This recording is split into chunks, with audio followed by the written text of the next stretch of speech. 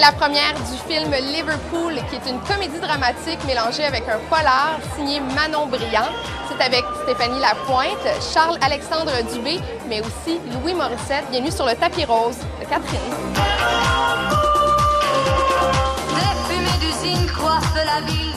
Liverpool, c'est vraiment un film qui est ancré dans la réalité. Il y a beaucoup de manifs étudiantes, on parle beaucoup de médias sociaux, il y a Tony Conte qui se fait arrêter. Est-ce que tu trouves que sérieusement, c'est un film qui est très actuel? Effectivement. En fait, les derniers mois ont crédibilisé beaucoup le film. Je sais que Manon, elle, ça l'a gênée un petit peu. Elle avait l'impression, elle avait peur, en fait, que les gens disent que c'était un film en réaction à ça, tu sais, qu'on utilisait un peu l'actualité les derniers mois. Moi, je trouve pas. Moi, je trouve qu'en fait, si sur papier, on pouvait se demander, est-ce qu'au Québec, ça se peut que des gens sortent dans la rue comme ça pour différentes raisons? Maintenant, on a eu notre réponse. On sait que oui. Est-ce que Manon Brillant a pu être un devin l'année précédant la création du film? Bien, on dirait. Moi-même, je me suis fait peur. Je pense pas que j'ai fait de moi un devin. Simplement, j'étais beaucoup sur Internet et j'ai probablement senti que ça s'en venait et qu'on ne pouvait pas aller plus loin dans l'égocentrisme. Il fallait que toute cette merveilleuse technologie serve à autre chose et serve à quelque chose de plus fort et plus important. Manon Brillant a parlé de vos personnages, à toi et à Stéphanie Lapointe. Elle a dit que vous étiez vraiment un couple dans le film et que ni un ni l'autre existait sans le partenaire. Donc, il y a vraiment une chimie à l'audition. Oui, non, c'était important, puis c'était ça qu'elle cherchait, tu sais, donc il fallait que ça clique, puis ça a cliqué, tu sais, puis c'est ça, Stéphanie aussi, c'était sa première grosse expérience au cinéma, fait que ça, on partageait les mêmes inquiétudes, tu sais, puis c'est comme ça, je pense qu'on a développé cette complicité-là aussi.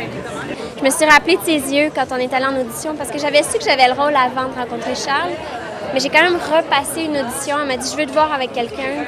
Puis là, j'ai vu son regard changer quand on nous a vus comme deux pièces de puzzle qui font... Manon, tu as dit que Louis Morissette avait deux choses qui perçaient dans sa personnalité. C'était l'arrogance et c'était la fragilité. Oui, mais c'est-à-dire, précisons, j'ai parlé de l'arrogance du beau garçon à qui tout réussit.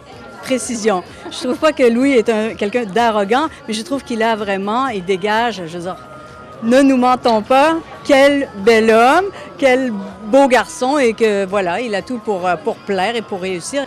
Je suis un grand broyeur, très fragile, peur de tout.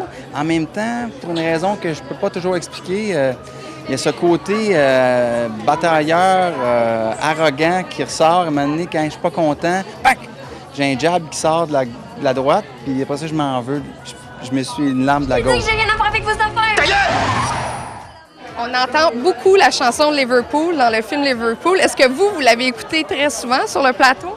Oui, puis Charles, vous le connaissez peut-être pas encore, mais c'est vraiment quelqu'un de très drôle. Et puis, il savait qu'à un moment donné, j'étais saturée de l'entendre, la chanson, puis il me la fredonnait tout le temps. Fait que j'étais en train de me faire maquiller 4h30 du matin, puis il est entré dans la salle, puis il me la fredonnait juste comme ça, à côté de l'oreille. Je veux que tu me la chantonnes. Mais Stéphanie est chanteuse aussi, je sais pas si...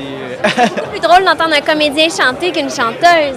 Je voudrais pas me faire ça si je commence ma carrière. Alors? Une minute, là, on n'est pas dans le CSI. Liverpool prendra l'affiche le 3 août. Bon cinéma.